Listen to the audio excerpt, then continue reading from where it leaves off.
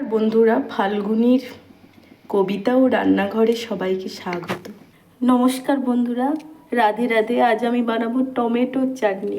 তো টমেটোর চাটনি সবাই বানাতে জানেন, আমি জানি, তবুও একবার আমি কেমন বানাই দেখিয়ে দিলাম। তো নিয়েছি দুটো তিনটে, যে যেরকম চাটনি খেতে পছন্দ করেন কেটে নিয়েছি ছোট ছোট করে। তো এইদিকে তেল গরম হয়ে গেছে, এবার আমি একটা লঙ্কা দিয়ে দিলাম। তেলে ফোড়ন হিসাবে একটু পোস্ত দিয়ে দিলাম।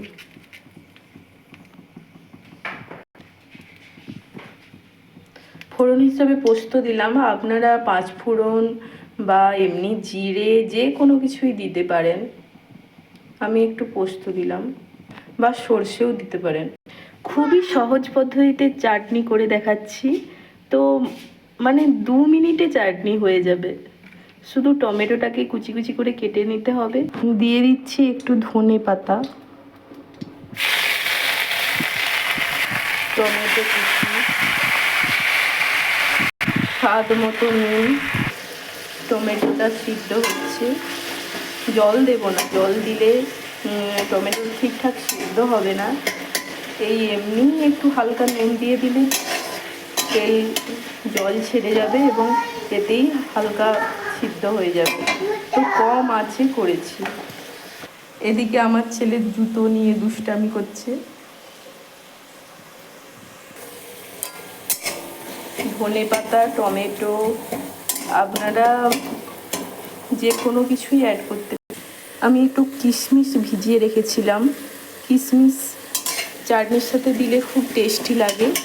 আপনারা কাজুও ব্যবহার করতে পারেন, অন্যান্য ড্রাই ফ্রুটও দিতে পারেন। খুব সহজে, হাতে যদি 2 মিনিট থাকে 2 মিনিটেই আপনারা চাটনি রেডি করে দিতে পারবেন। তো আমার তো মাঝে মাঝে একটু চাটনি শেষ পাতে খুব ভালো লাগে। তো হঠাৎ হয়তো মনে থাকে না সব রান্না হয়ে যাওয়ার পরে, তখন 2 মিনিট থাকলে 2 মিনিটেই আমি চাটনিটা তৈরি করে নিই। এই যে দেখুন গলে যাচ্ছে টমেটোটা। টমেটোটা গলে গেলে আমি চিনি অ্যাড করে দেবো। চিনিতে আবার জলটা ছেড়ে যাবে, তো আরও ভালো লাগবে।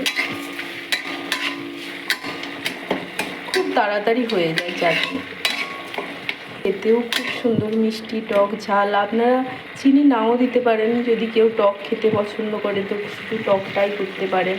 যে যেরকম চিনি খায় স্বাদ মতো দিতেই পারেন।